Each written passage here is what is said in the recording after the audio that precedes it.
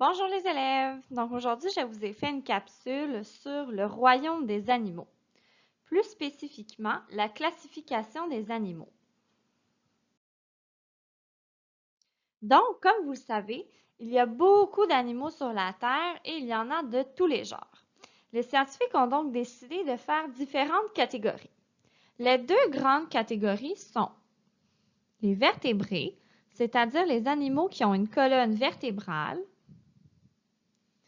les invertébrés, c'est-à-dire les animaux qui n'ont pas de colonne vertébrale. Parmi les invertébrés, on retrouve les insectes, les mollusques et les arachnides. Mais aujourd'hui, on va se concentrer davantage sur les vertébrés. Donc, parmi les vertébrés, on retrouve 5 grandes classes d'animaux. On a les mammifères,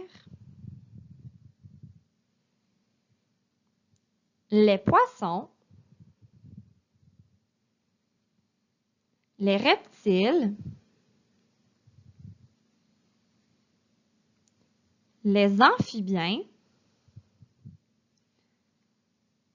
et les oiseaux. Donc, voici les 5 grandes classes des vertébrés. Chacune d'entre elles ont des caractéristiques bien spécifiques. Donc, les mammifères sont des animaux dont les petits sont nourris par l'allaitement, c'est-à-dire que quand ils sont bébés, ils sont nourris par le lait qui est produit par leur maman.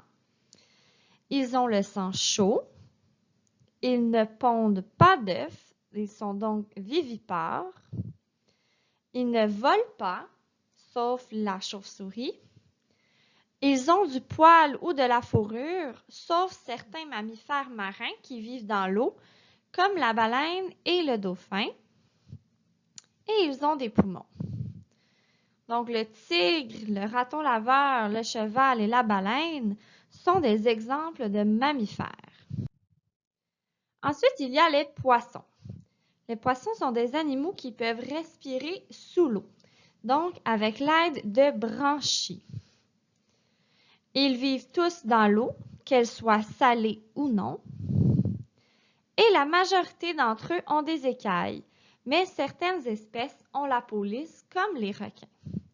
Alors, voici des exemples de poissons. Nous avons la truite arc-en-ciel, le poisson clown, le poisson chat. Ensuite, il y a les reptiles. Les reptiles sont des animaux dont leur corps est recouvert d'écailles. Ils ont le sang froid, ils pondent des œufs, c'est-à-dire qu'ils sont ovipares. Ils ont la peau sèche. Voici des exemples de reptiles. Il y a le lézard, la tortue et le serpent. Par la suite, on a les amphibiens. Donc, les amphibiens, eux autres, ils naissent dans l'eau, mais rendus à l'âge adulte, ils peuvent aussi vivre sur la terre ferme. Donc, les amphibiens, ils peuvent être dans l'eau et sur la terre. Ils ont le sang froid. Ils pondent des œufs, c'est-à-dire qu'ils sont ovipares. On a l'exemple ici d'une grenouille et d'une salamandre. Finalement, nous avons aussi la classe des oiseaux. Donc, les oiseaux, leur corps est recouvert de plumes. Ils ont le sang chaud.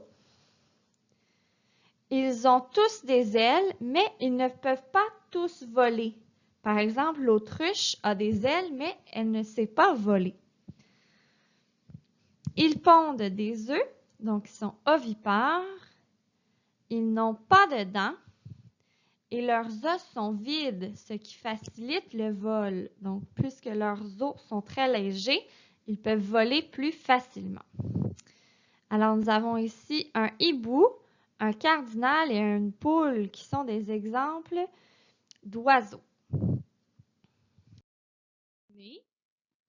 Vous pouvez voir ici un schéma avec les animaux et leurs différentes classes. Donc, les vertébrés, les invertébrés et les différentes classes qui s'y retrouvent en dessous. J'espère que cette petite capsule vous aura aidé. Bonne journée!